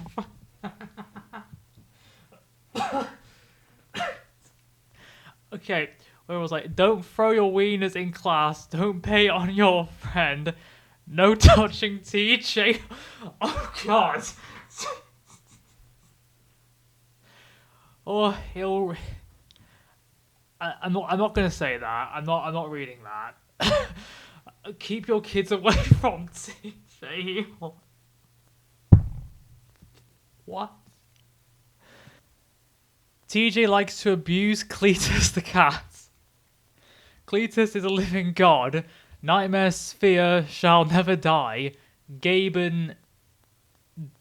I don't know what that says. Joe's pickle... Dig big in your mouth. Oh god. Stop thinking of that, pervert. There's a few smaller ones. One of them says, rushing, I'm lazy, sack. One of them says, I hate dust 5 times. Another one says, MS Paint is better than Photoshop. MS Paint is for pro shit posters like me. Another one says, Joe does not like it when TJ bullies him. Joe gets sad. And last one says, PC Master Race for Fools. Oh wait, that says 1-1. Halo is better than COD. Halo 5 Forge is God. Before moving on from this, I think it's important to note that TJ and Scrubby were friends again when the remastered collection was made, so this wasn't made as any kind of attack on TJ, it was just them joking around. Anyway, with that nonsense out of the way, let's actually talk about the game now. Now, I'm just going to get the obvious out of the way. All 4 of the Fazbear's Return Remastered have better graphics than the originals, so I'm not really going to spend much time talking about the visuals of each game. Fazbear's Return 1 was absolutely rigged with bugs, and this fixes all of them. The location is also a massive improvement with there actually being decorations in the rooms. And the biggest improvement is that the night only lasts 6 minutes as opposed to 12 minutes. Thank God. Sadly though, Fazbear's Return 1 is a disaster that just can't be fixed. Now, sure, this is a massive improvement over the original, but it's still far from being a good game. This is another one of those FNAF fan games where the cameras are completely useless and all you have to do is just sit around doing nothing until the animatronics attack. So this game is just really boring. But I was actually able to beat it without even dying once. Honestly, as far as the animatronics go, they're only a slight improvement over the originals. They're much better rendered, but they still just look like watermelons. And for some reason they look really skinny. One thing I find interesting is that the Lime Easter egg is still in the game, but Fredbear hasn't been redesigned. The phone calls are all different in this game as well as the rest of the remastered games. The story in Fazbear's Return 1 is quite different to the original. There's two phone guys, Mike Schmidt and Fritz Smith. Mike calls you on night 1 and 3 and Fritz calls you on night 2 and 4. As a reminder, Mike is the owner of Fazbear's Fright Reborn and Fritz is the grey guy who you play as during the minigames. On the night 3 phone call, Mike says that he was investigated by the FBI. Alright, Stan, I'm back. Sorry about what happened 2 days ago. I had an issue with the FBI. In the night 4 phone call, Fritz reveals that he framed Mike for his murders. Why, hello, Stan. Shocking, how Mike got in legal trouble for something he didn't do. I find it rather amusing for this to happen. What a shame for an innocent man to have to deal with this. Sadly, since I'm rich, I have to use the authority in my manner with money. I know what I said sounds bad, but isn't that what you do when sick, twisted minds take control of power? That's what you'll find out soon. It'll all make sense very soon. Better watch out. Like I said earlier on, I didn't actually beat Night 4 in the original Fazbear's Return 1, and there doesn't seem to be any footage of a Night 4 minigame. So I don't know how different the Night 4 minigame is to the original. Just in case though, I'm going to talk about the Night 4 minigame. You play as Fritz Smith and go around the pizzeria trying to find Stan McRick. Once you find him, the minigame ends. On Night 5, you get a phone call that's minus 69,420 decibels so you can't hear it. In the Night 5 minigame, you play as Stan, you go up to Fritz and then you kill him? Then after that, it just throws you back into Night 5. But when you're on the night though, it says Night 0. On Night 0, none of the animatronics are active. When you beat Night 0, the screen will just endlessly glitch. I think this is supposed to be a reference to the pre-alpha builds. Interestingly, there are 2 unused ending screens. One mentions that there's rumours of another horror-themed diner that might open at some point. This article is not canon as it says that the game takes place in 2021, whilst in Fazbear's Return 2 it says that it took place in 2017. The other article is about how Stan murdered Fritz. The reason why Stan killed Fritz is because Fritz was planning to kill Stan. Stan would not be charged with murder though since he's a cop. Even then though, if someone's plotting murder, you're not supposed to kill them, you're supposed to arrest them. Unless Fritz was already attacking Stan. Both the unused news articles have the same background information on the game's development. Scrubby mentions that he might be working on a Fazbear's Return book, but this was never written. He also apologises for the goofy newspaper at the start. Now let's talk about Fazbear's Return 2 Remastered. Once again, the canon stuff is pretty much the same as the original. This time though, the game takes place just 8 years after the events of Fazbear's Return 1, which means it takes place in the year 2025. Scrubby didn't really stay true about his apologies for the goofy news article at the start of Fazbear's Return 1 as he continued to do this in Fazbear's Return 2. This time though, it was only one weird article. TJ is a fat Italian who eats pizza like a fat tard. He molests his cats. He abuses me. He hates furries but goes to Rule 34 almost every day and beats off to furry porn. TJ gave iDubbbz a cum tribute. I think he might have topped the last one in terms of edginess. It also says that Scrubby and Blackout were working on an SCP game about TJ. Sadly, this never got made. Just like the original Fazbear's Return 2, TJ was one of the modelers and kept on slacking off. Because of this, the animatronic models were reused from Fazbear's Return 1 Remastered and Sea Shifter Austin's 2. Although I actually think this works well in the game's favour, as these are the exact same animatronics from the previous games. Now, I'm not gonna lie, I actually think the original is scarier. Like I said before, low graphics can sometimes elevate the fear factor, and I think that does apply to Fazbear's Return 2. The biggest improvement this remaster makes is definitely the animatronic designs. Even though Joe, Toxic, Vasco and Baylor's models were reused from Sea Shift 2, they still look so much better than how they looked in the originals. As for the FNAF animatronics, again, they're definitely better than how they looked in the originals, but they still look awkward. They look like they're made out of paper and they aren't very detailed. I get this is because the animatronics are just the Fazbear Return 1 models but recoloured, but this is an instance where troubled development gets in the way. Now let's talk about the gameplay. I said before that I'm not really a fan of the gameplay in Fazbear's Return 2, because it's too luck-based. Well, in the Remastered edition, they actually managed to make it worse. For some reason, in this version of the game, the insanity goes up faster. I really don't know why they did this, it's not like the original was too easy. This wouldn't be so bad if the animatronics attacked a lot quicker, but no, the movement is just as inconsistent as it is in the original. Oh yeah, do you remember how in the original there were 4 animatronics that were cut from the game due to Click Team's limitations? Well, I actually think it's a good thing that they were cut, considering how the game is already really luck-based as it is, and if they added 4 more animatronics, it would make the game insanely hard. Well, you know what they did in the remaster? Yeah, they brought them back. No, seriously. So now we have 10 animatronics that all do the same thing in a game that is highly RNG based. However though, I only ever actually encountered 7 of them because I had to give up on night 5. The only additional animatronic I actually encountered was Chica, but I never saw Bonnie in the original for some reason, while he does appear in the remaster. But just 2 extra animatronics is enough to make night 5 so hard to the point where I gave up after spending 2 hours and only getting to 4 AM. And the fact that there's 3 extra animatronics on later nights really makes me question if this game is actually beatable, but we'll get to that later on. Now let's talk about the story. The character you play as is named Cameron. Hey Cameron. But he's not important. The phone guy mentions that in 2004 there was an incident at Joe and Austin's aquarium where an animatronic was hacked and presumably killed someone. Not much is known about the event as the CIA tried to cover it up. Since the events of Sea Shift 2, the animatronics from Joe and Austin's aquarium were taken by the CIA and used for torture. It is also mentioned that between Joe and Toxic's diner and Joe's Pizzeria and Funhouse, there was another location called Ellie's Milkshakes and Fries. Ellie's Milkshakes and Fries opened in the 70s and was founded by George H.W. Bush. This actually does make sense since George H.W. Bush was briefly head of CIA from 1976 until 1977, but I just find it really funny that George H.W. Bush is in a FNAF fan game. Anyway, so the restaurant was created by CIA. At the restaurant there was a basement that was used as a torture facility. The place had 3 alligator animatronics, Ellie, Joe, and Hunter. It had 3 alligator animatronics. One was called Ellie, of course, and the owners joked around that Ellie was Joe's mom. I'm pretty sure they're not able to do that. On the night 5 phone call, the phone guy tells you that Joe, Toxic, Vasco, and Baylor have been hacked. I just wanted to let you know that we think that Joe, Toxic, Vasco, and Baylor's servos were hacked into. Or we'll be resetting their BIOs soon just in case, but we can't do that for another 2 days as the hack has been affecting them and we need to give it a while to clear up a bit. The minigames where you play as Zack and go around hacking the animatronics are still in the game.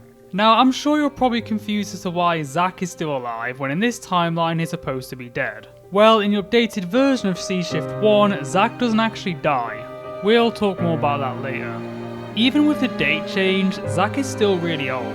Zack was a World War II veteran, so that means that at the very least he'd be in his late 90s. So it's not out of the question for Zack to still be alive at this point, but it's quite insane that he's still committed to being a serial killer at that age. So I tried to find footage of someone beating a knight that I wasn't able to beat, but I couldn't find any footage. Luckily though, I was able to decompile the files and found the ending screens and phone calls. Before I show you that though, I just want to say, Scrubby, if you just so happen to be watching this, thanks for the amazing images that you left in the files of some of the games. It was a very pleasant experience finding them. First we have a news article that I assume you get after beating Night 5. It tells you that a murder occurred at Fazbear's Horror Diner and the place will be shut down. The animatronics are also being locked up as they are deemed as unsafe. I'm going to play the Night 6 phone call as it doesn't seem to be anywhere on YouTube. Why are you still there? The place is being shut down. Joe was hacked and attacked a kid. Fine. I have your paycheck ready, so after tonight, just come to my office and get it. Night. Another image I found, which you probably get after beating Night 6, is an image of Joe and Fredbear's head. The 97 phone call is just a distorted message, but in case you're interested in hearing it though, I'll play it for you anyway.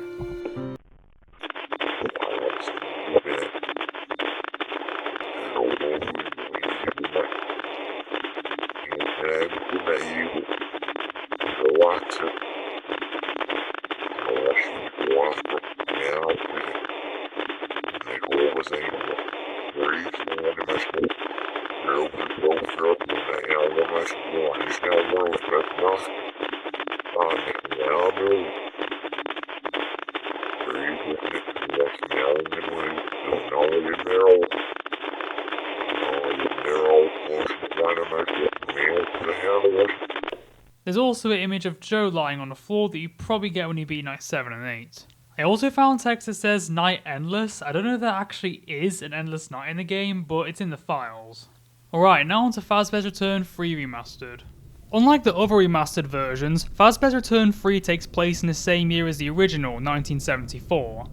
Wait, hold on a second. The phone guy mentions that Ellie's was before Joe's Pizzeria and Funhouse. But the place was closed down for reasons that I can't seem to find out on. But they took Joe and put him in a new place called Joe's Pizzeria and Funhouse. And Ellie's was founded by George H.W. Bush, but he wasn't head of the CIA until 1976. Now, I'm not saying this is a plot hole because this is a different universe, so George H.W. Bush could have been head of the CIA earlier. But it does mean that another US president was just shoehorned into the lore. Anyway though, so the canon stuff in the newspaper is mostly the same as the original, but this time there's only one incident at Joe's Pizzeria and Funhouse that resulted in deaths. There's no city articles this time, but Scrubby does mention that Scott apparently emailed him once and he fangirled over that, which I can completely understand. I mean, if Scott emailed me, I would probably go into cardiac arrest. Out of all the games in the Remastered collection, Fazbear's Return 3 is definitely the one that has improved the most over the original. And the reason why is because they brought back Baylor, which actually forces you to use the cameras. You have to watch Baylor in Cam 3. She has 2 stages in Cam 3, when she leaves, she'll kill you shortly afterwards. While Baylor does become active on night 3, I completely ignored her until night 5, so the first 4 nights are painfully easy. But I will say, night 6 and 7 were actually quite challenging. The new strategy is to keep checking Cam 1, 2 and 3. The animatronics AI is once again inconsistent, so when you see them in Cam 1 or 2, you don't know how long it's going to be until they attack. So what you have to do is when an animatronic leaves Cam 1 or 2, really quickly look to the left or right depending on what camera it is. Cam 1 being the left and Cam 2 being the right. The endoskeleton in Cam 3 will sometimes block you from seeing Baylor, but it's not really that big of a deal since you should be checking Cam 3 regardless. Oh yeah, I forgot to mention, there's an endoskeleton who's also in the original, but he is so fucking pointless that I forgot he was even in the game. All he does is just move around occasionally, but doesn't actually have any effect on the gameplay. He's also the endoskeleton of Golden Spring Joe. As for the visuals of the game, again I find the original scarier because of the low graphics. The animatronic models were once again reused from Sea Shift 2, so they look a lot better than how they looked in the original. I don't really have much to say about the story. The minigames are the same, the cutscenes are the same, the endings are the same. The phone calls are different, but they're not really that interesting. The plot about the animatronics eating people has been removed, which is totally fair. The character who you play as name is Carmen. Hey Carmen. But he is about as important as the endoskeleton. It is mentioned that there was an incident at Ellie's in 1963, but nothing is known about it. It's a shame that would happen in 1960s when it happened, but that's not for you to know about. It was a long time ago. Wait, hold on a second. The phone guy in Fazbear's Return 2 said that Ellie's was founded in the 70s. The place was partially founded by George H.W. Bush when he was head of the CIA back in the 70s. Was this because he wanted another US president to be wrapped up in the lore? And since George H.W. Bush was head of the CIA, it would only make sense. Well, it's made the Night 4 phone call lack logic, and if they were really that bothered about adding another US president to the mix, they should have just made it whoever was president in 1963. Okay, never mind. Anyway, back to the lore of Fazbear's Return 3. Even though Zack doesn't die, the Hat Man is still part of the lore. On the Night 4 phone call, the phone guy mentions that he saw the Hat Man in a photo from Ellie's. Well, I was looking through that file I found, and I saw this picture of a shadow thing. It was standing behind Ellie, Joe, and Hunter. It was in a hat, trench coat, but the eyes. They are bright red. In this universe, nothing is known about the Hat Man. Pretty crazy fact here, the Hat Man actually makes an appearance as a hallucination in the original Fazbear's Return 3, so the Hat Man was actually planned for over a year. Now let's talk about Fazbear's Return 4 Remastered. The canon newspaper is mostly the same as the original, the only difference is that Joe's Nightmare Attraction is being opened by Zack. The game also takes place 8 years after Fazbear's Return 2, meaning it takes place in the year 2033, which also means that Zack is well over 100 years old. Out of all the games in the Remastered collection, Fazbear's Return 4 is definitely the one that's changed the least compared to its original. The only big difference here is the graphics. The gameplay is identical to how it was in the original. The only noticeable difference within the gameplay is that the brightness is higher, so it's easier to see Nightmare Joe. Speaking of Nightmare Joe, he looks really good. He's like a crossbreed of Nightmare and Joe, which I guess is fitting since his name is Nightmare Joe. One thing I do find quite interesting is that the plush animatronics didn't get added into the game, whilst removed animatronics from the previous games were added. Again though, I don't know what they would have done, so maybe they would have tampered with the gameplay. While the phone calls are different, they're all about the same thing, and they weren't even that interesting to begin with. You don't play as Stan McRick in this game, instead you play as some unimportant character named Eric. Hello, Eric. As for the minigames, they're literally copy and pasted from the original. They didn't even change the sprites. I don't really have a lot to say about this remaster. If I were to say much more, I'll just end up repeating myself. This time there isn't a phone call on night 6, you don't get a paycheck after you beat night 5, the robbing bastards. You get a message from Scrubby when you beat both night 7 and 8. It's the same message each time though. However though, the message is different to the original. I know this is a really cheap ending, but because Project Lenny is no longer a thing, I really don't have this call to be mute pointful, but it's in the original one, so you'll just hear me spout out for nonsense. Well, thank you for playing the game. I'd love to hear your opinion on the entire collection on my Games Up page, or however you have contact me. Whatever you choose. But thank you for playing FR4, and I appreciate that. Thank you for taking your time.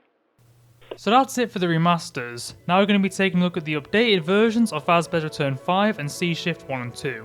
Starting off with Fazbear's Return 5. It's barely changed at all, there are only 2 differences between the update and the original. The cameras are now black and white, and apparently the custom night has been removed. If there are any other differences, then they're too subtle. The Sea Shifter Austin's on the other hand has changed quite a bit. They've made it so that the doors will only close for 5 seconds, so you can no longer cheese the game. However though, the game is still way too easy. All you have to do is watch cam 1 and just wait until someone attacks. This is another example of how when every animatronic does the same thing, you can't really make the game hard without adding luck. And I think the developers realise how easy this game is. Also, if they ever so happen to get in the office, I'm gonna reward you the Medal of Incompetency plus a failure. No, I'm kidding, but... Oh yeah, so the phone calls are different to the original. The character who you play as is Tommaso, which is a reference to TJ as he changed his game drop name to Tommaso de Dio. If I'm reading this right, your application says that you're Tommaso. That sounds rather Italian. Maybe you actually are playing as TJ and here's canon to the lore. Even with the phone calls changed, the story is mostly the same as the original. The phone guy reveals a bit more information on the CIA. Not only did the CIA torture kids at Ellie's, but they also raped them. You know what? I'm starting to question if Garvey Wright is the most evil villain in a FNAF fan game. Cause the CIA in Fazbear's Return are fucked up. In the Night 5 phone call, Zack fucking kills the phone guy. Give me a second. What do you mean? Put that away. No, Zack, no.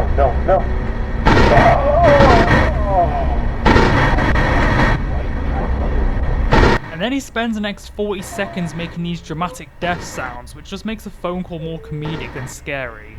The game has been cut down to just 6 nights instead of 8, which I think works well since it never warranted having 8 nights. This also means that the night 7 and 8 minigames have been cut, meaning that Zack does not die.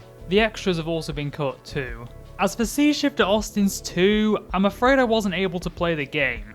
There's a bug where whenever you get to 8 AM on night 1, the game just crashes and it erases all of your progress. This was a problem that occurred during beta testing, which led to an option to run the game in 32-bit mode. However though, this still hasn't fixed the issue. Night 1 played the same as it did in the original, and Scrubby never mentioned any significant changes to the game. Maybe some bugs were fixed, but I don't know for sure. Interestingly, Scrubby considered bringing back the original story for Sea Shift 2, but ultimately decided not to. This really does make me curious as to how disturbing the original story was. I mean, Sea Shift 1 literally mentions child rape. You gotta have balls of steel to include that in your game, yet the story for Sea Shift 2 was still cut. Now, I know what some of you might be thinking, and please do not pester any of the developers for information on what the story was. I'm sure there's a reason as for why it wasn't put in the game, and we do need to respect that. There's also a part of the Remastered collection which goes into detail about cut content. It tells you about 3 cancelled games. One was called Genesis, which was going to have a cel-shaded art style. Another was Project Rouge, where you were actually going to play as Zack. And then there was Nava Joe, which was apparently going to be really screwed up and twisted. It also contains an unused menu screen for Fazbear's Return 5. It also has the unfinished builds for Sea Shift 2's Cut Mode and Sea Shift 3, but I've already talked about these. It also has credits which once again feature a Bastille song. The most noteworthy extra in the Remastered collection is an hour-long devlog that goes into detail about the entire series at that point. This was vital for making this video, as so much of the information I got was from this devlog. It also has a teaser for an upcoming game, then titled Q2 2018. Ladies and gentlemen, we are finally talking about the last game in the Fazbear's Return series, Ellie's.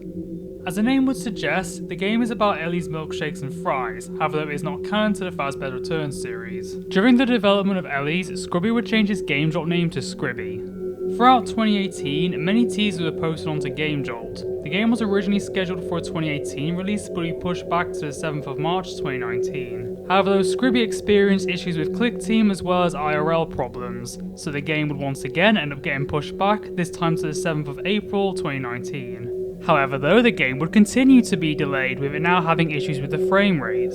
Then, Scribby decided that he wasn't happy with how the game looked and decided to redo the whole game. In 2023, the unfinished build of the original was released. I am currently showing you footage of that build. As you can see, the graphics are a big step up over the Remastered collection. There's 7 animatronics in the game, but I only ever had to deal with 4 of them. First, there's Joe, who will attack from Cam 11. He has 2 stages before he attacks. When he's in stage 2, his next step is the office. When he leaves Cam 11, you have to open the tool set and turn off the lights by pulling the lever. Then you have to look to the left and shine your light. Joe is the only returning character in Ellie's, the rest are all originals. There's Hunter, another alligator animatronic. When you see him in a camera, you can push him back by using the mag blast. In order to activate the mag blast, you have to go to the tool set where you'll find 2 buttons. One says high and the other says low. Hunter has 2 positions in the cameras. When his position is the one closer to you, you have to press low and vice versa. Then you have to press the mag blast in the camera. His movement pattern goes cam 6, 9, 12 and then your office. Then there's Ellie, the titular alligator animatronic. Her AI is far more simple. All you have to do is watch her in the cameras. If you keep watching her, she'll move back. She starts off in cam 4A. Then there's a shadow cat named Norman. He'll appear in your office and all you gotta do is flip your monitor back up. You're told what to do for a notepad document. It also tells you about 3 other animatronics that I never had to deal with. One of them is Cletus the cat, yes, as in the one TJ likes to abuse. From my understanding, you're not supposed to look at her in a camera or something. Regardless, she never affected the gameplay at all. Another character is Loaf, and I don't know what the fuck she's supposed to be. Apparently, if you click on her in the camera, she'll run towards you and you have to quickly turn off the light and hold still. Why the fuck would you click on her anyway? Last there's Huckleberry, who, again, no idea what he is. If you see him in a camera, you've got to quickly pull down the monitor. Basically the opposite of Norman. There's also the CPU stress. Whenever you look around the cameras, the CPU stress increases. When it gets to the maximum, you have to reboot the camera. In case you couldn't tell already, this game is a convoluted mess, and I can see why Scribby wasn't proud of it. There's just way too many mechanisms, and there's 4 alone just to deal with Hunter. But here's the real kicker. There's countless mechanisms that I haven't even talked about yet. Do I have to go through every single one of them? Alright, so you have a porthole in your office, which was supposed to be an alternative place for Joe to attack. You can use your flashlight to see if anyone's there, and if you saw Joe, you were supposed to shake the ladder. There's also this thing called a hide, which is this tab on your monitor that you can move around, but it's pointless. There's also another camera map with 4 cameras, but I never needed to look at them. There's also this mechanism where you can knock on the walls on your left and right, but it's about as useful as flavourless hexagons. And last, I think, is a CPU temperature, which apparently works the same as a CPU stress but goes up slower. If it gets too high, Ellie kills you, but I forgot it was even in the game most of the time. Each night you survive until 7 AM. There's actually 7 nights in the game, but you don't have to play them in order. There's not a story or anything, as it is just an unfinished build. The game restarted development in late 2019. However though, more things got in the way. Scribby met Steven Mater in Sao Paulo, Brazil, and Steven accidentally got Scribby pregnant. Oh wait, actually that never happened. In February 2021, the trailer for Ellie's was shown at the Fan Games at Freddy's event. The trailer showed gameplay footage of the new office as well as a new game mode called the Overworld. This would have been an RPG style game mode. Sadly though, this was cut to stop it from overshadowing the main nights. Then, on the 20th of July 2021, Ellie's was finally released. When you start up the game, there's no introduction or anything, it just shows you straight into night 1. Ellie's was by far the most successful game in the series, so much so that Fusion Z Gamer actually played it. While the game was met with positive reviews, it was also considered a disappointment by many. With that said, let's talk about the game. Ellie's takes place in 1984 where you play as an investigator whose name is unknown. You've been hired to investigate the family restaurant Ellie's Milkshakes and Fries because of paranormal events that occurred the year prior. Like I said earlier, these graphics are really good. Now, sure, by 2021 there'd been many FNAF fan games that looked this good, but it's still amazing how we went from this to this. Sadly though, I think this game suffers from what I like to call security breach syndrome. This is where a FNAF fan game has great graphics and animatronic designs, but it lacks any kind of fear factor. This is a common issue I have with a lot of modern FNAF fan games, and that's the case here with Ellie's. Sure, it can be intense on some of the later nights, but so are most FNAF fan games. The same applies to the game's location, which again looks great, but doesn't really have any kind of atmosphere. The animatronics do look a bit creepy, but I never really felt scared of them. Now let's talk about the gameplay. I like it. It introduces a new enemy on each night except for night 6. Each animatronic does something different and it actually works. With the exception of the alligator animatronics, Ellie, Joe and Hunter, all of the animatronics from the original build of the game do not make a return. Quite a few mechanisms from the original have carried over. Night 1 has Joe the pirate alligator who will attack from the vent on your right. When he's in the vent, you have to turn off the lights. His eyes will start flashing, you then have to wait for his eyes to stop flashing before turning on the lights. Otherwise, you'll be added to Joe's collection of sandwiches. Another animatronic starts off on night 1, and that is Hunter the farmer alligator. When you hear footsteps, you have to turn off the lights. Once you stop hearing them, you have to use a flashlight while looking at your right.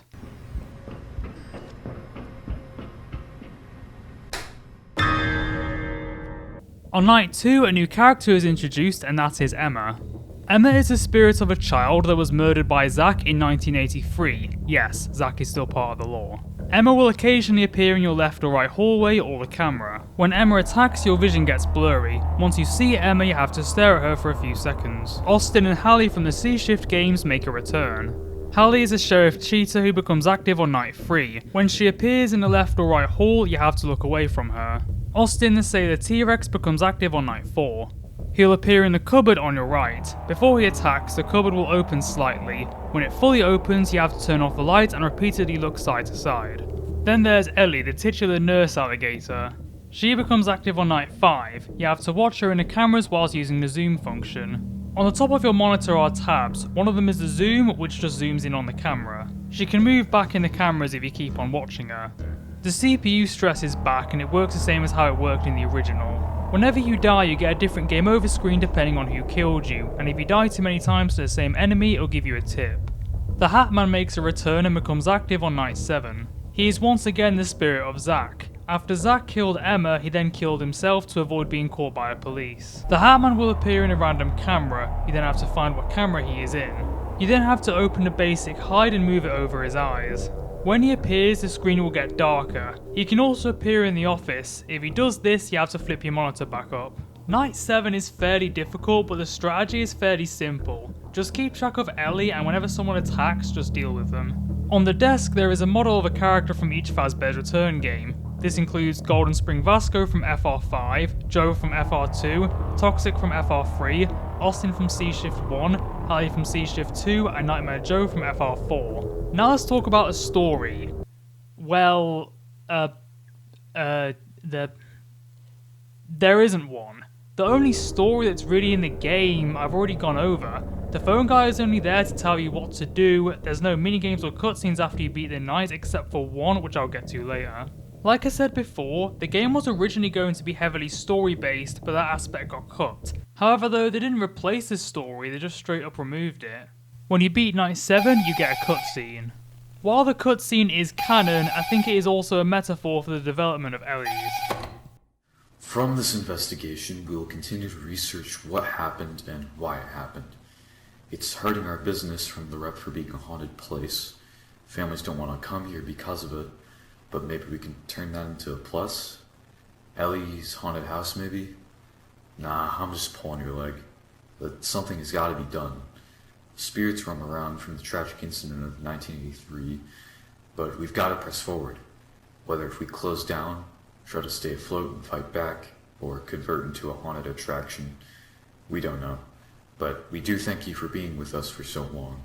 It does mean a lot to us. Thank you.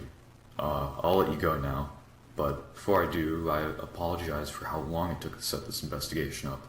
From numerous delays, I'm sure it was frustrating for you. I hope it was worth it. Thank you, and goodbye. When the cutscene ends, the credits roll.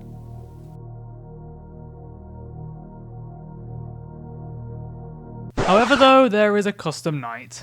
The custom night has challenges, those being Girls Night Out, Guys Night Out, Original Cast, Lucky 7, Ghostly Goals, Date of Death, Couples Time Out, Family Night, C-Shift Trio, and 720. The custom night also has a customized reaction time, which is how long you have to deal with the animatronics when they attack.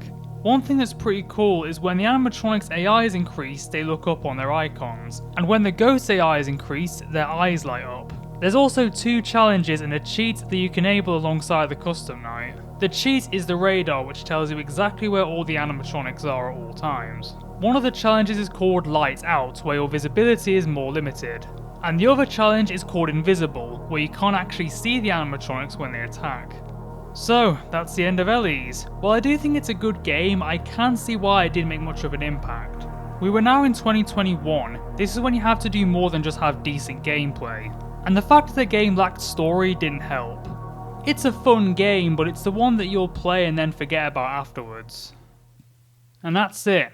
That's the end of the Fazbear's Return series. On the 22nd of October 2021, Scribby released the Fazbear's Return and C-Shift at Austin's archive. This contained Fazbear's Return 1 to 5 and both the C-Shift games. 5 days later, Scribby made a post on Game Jolt announcing that he'll be retiring from game development. It's honestly amazing how this big franchise all started off as a Return to Freddy's free copy, and how much it all evolved in the span of just a year. This series documents learning how to make a game, considering how Scribby didn't even know how to make a game on ClickTeam at the start. If you have interest in making a FNAF fan game but have never tried to make one, start now and within a year you could end up making a really good game. Even though you now know 2 hours worth of information on the games, I'd still recommend playing them. Even if many are not good, they serve as a reminder of what FNAF fan games used to be like. They'll really take you back to 2015, back when you were a 9-year-old loser who wasted their days playing the Return to Freddy's on the parents' laptop. Also, I want to say, if you actually managed to watch the video all the way through, serious thank you. Like, this video is absurdly long, and I really hope it was worth your time. So yeah, this is the end of the video. Thank you so much for watching.